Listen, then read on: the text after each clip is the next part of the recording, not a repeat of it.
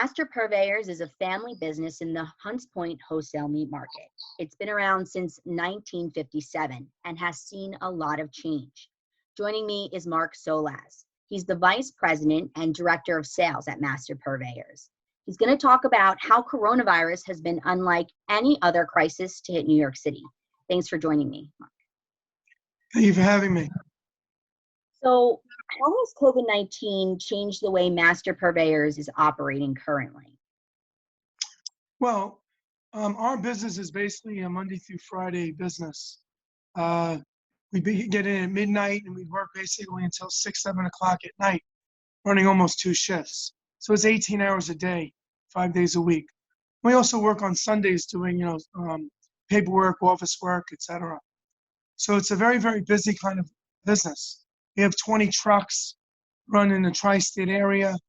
We do business domestically to all over the United States, California, Chicago, Florida, Atlanta.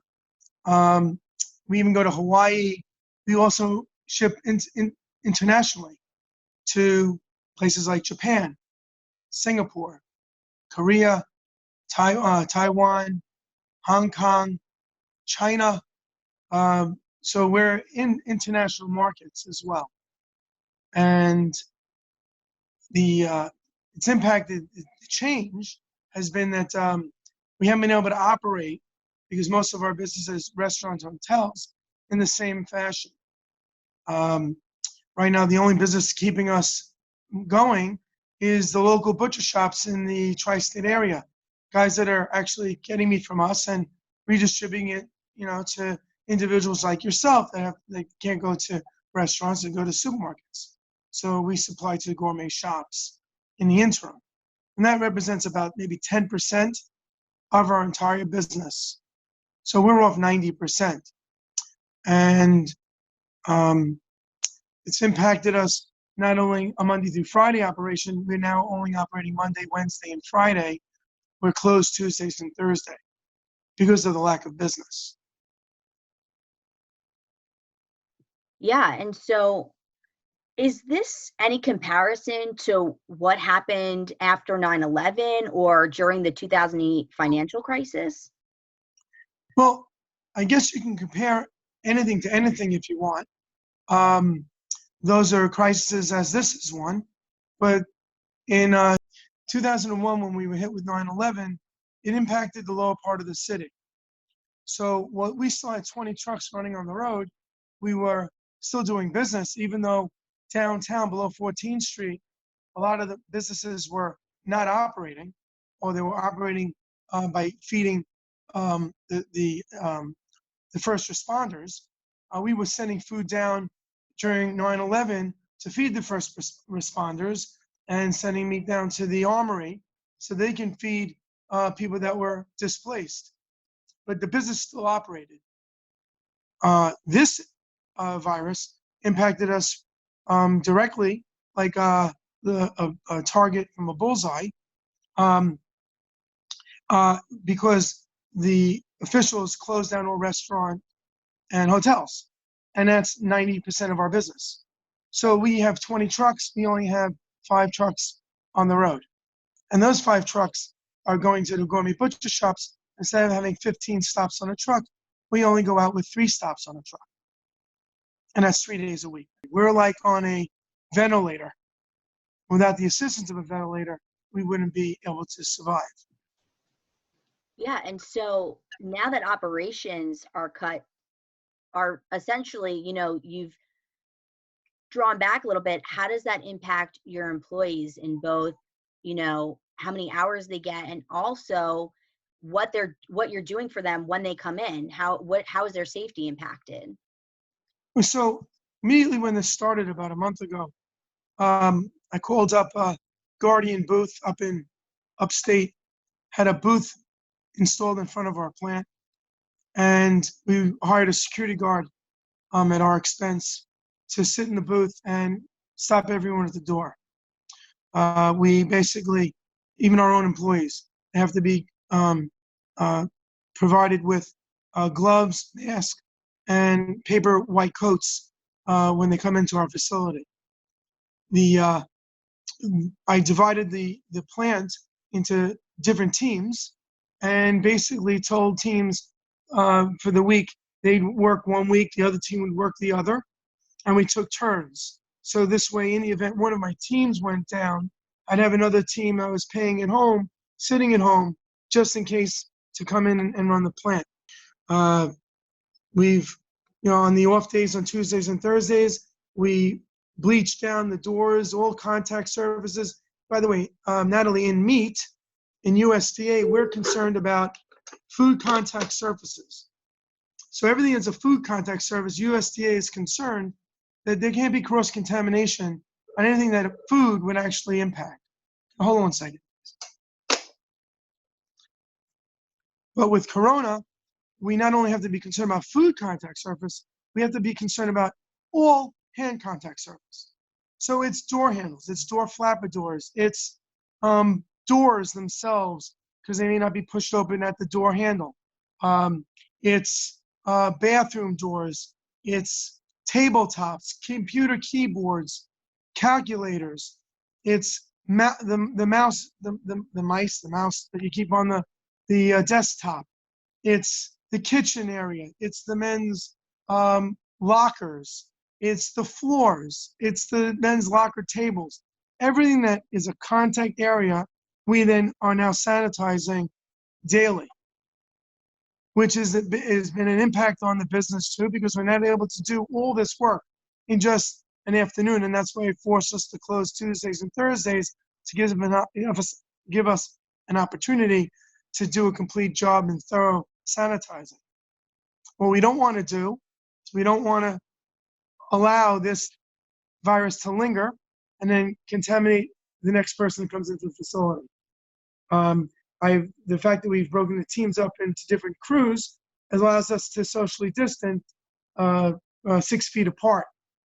So I have, instead of 12 guys on the butcher bench, we only have 6. So they're all now standing 6 feet apart.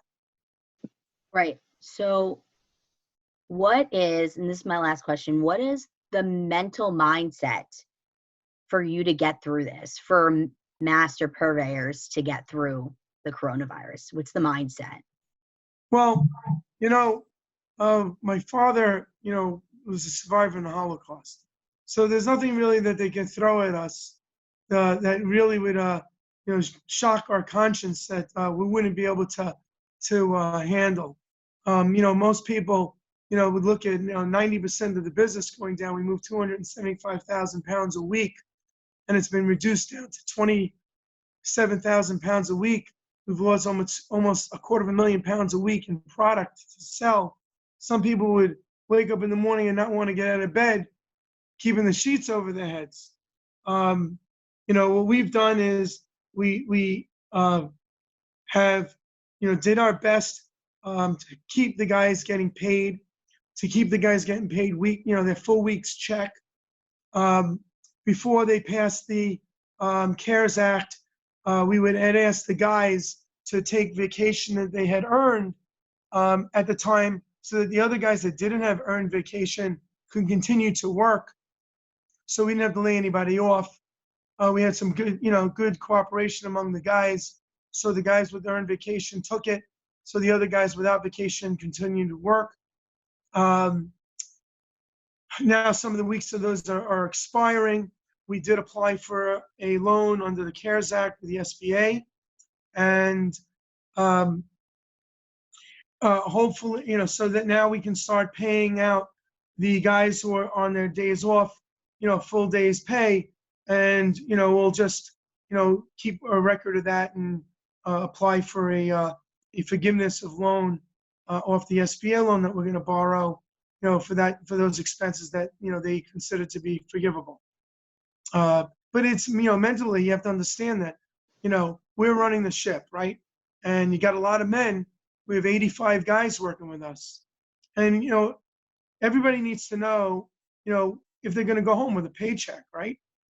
They need to know that they're going to go home and be able to pay for food, pay for, essentials.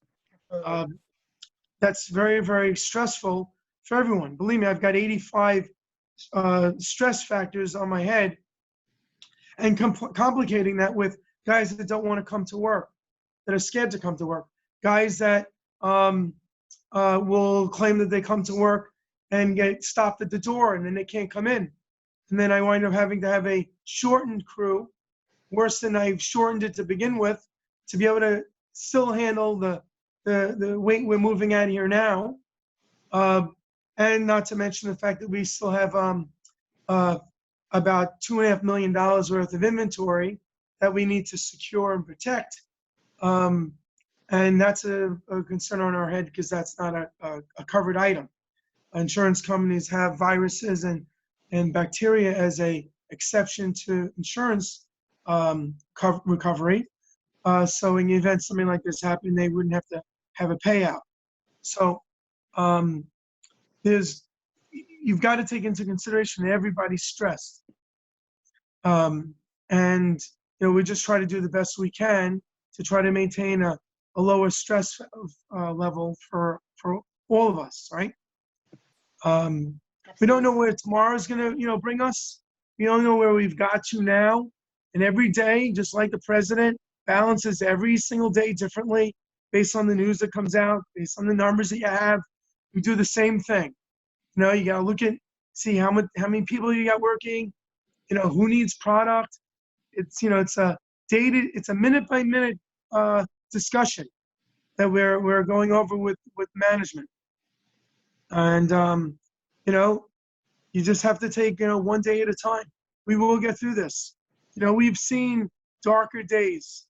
We've seen darker days where people didn't come out of this. But New Yorkers are strong. This is not you hit us. You hit us hard, and we say that's all you got. So this is something that we're prepared for. All it is money, right? If the SBA loan doesn't cover, it still has to be paid back, right? So only part of it's forgiven. The other part's not going to be forgiven. But we've been doing this business for 63 years. So 63 years, we're going to do it for another 63 years. My kids are in the business, and we're very lucky, and they're going to carry the baton and hold the torch.